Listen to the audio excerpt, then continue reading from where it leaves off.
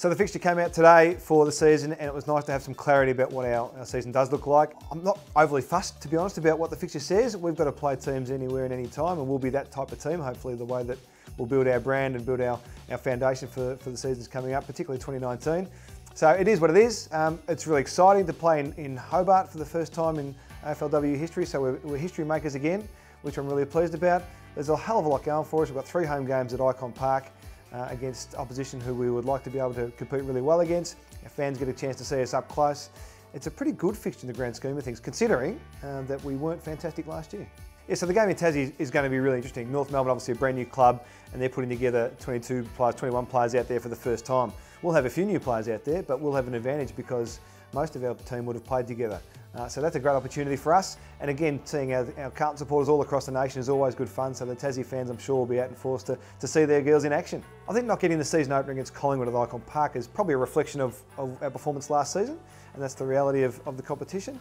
But it's also a bit of a reflection of what's happening here at the stadium. We're looking for funding from the state government, which we've been given access to make this upgrade the stadium, make this the home of women's footy, which is really exciting. But there are some things that we have playing against us. The lighting was an issue last year at Icon Park.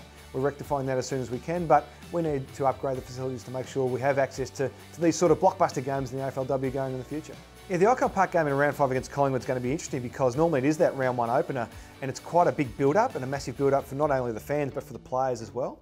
And perhaps that hasn't been the ideal way to take on Collingwood in recent years, even though we've had a great record against the Magpies in the last couple of years. Maybe it is a chance to get some season flowing and really get some energy flowing for that contest for our fans and for the players. So that round 5 fixture is not a bad thing from my perspective. Yes, GWS at Blacktown went well for us last season at the Blues. We hope to continue our rage up there and get the chocolates again.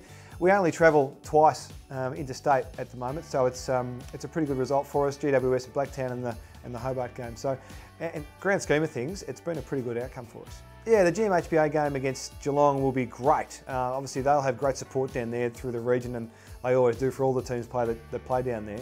And we get a chance to make our way down the highway and prepare for battle again. It's not overly different to travelling to any other venue in the state, be it Victoria Park or any other venue that the girls might play at the coming years. It's a trip down in the highway, it's in the car for a little while, you get there, you play footy, you come back with the 4 points.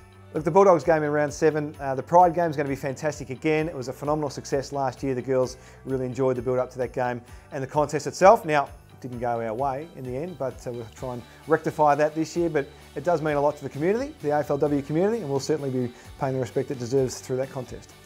Yeah, so the conference systems come in 2019 in the AFLW. In our conference of 5, there's 2 groups of 5.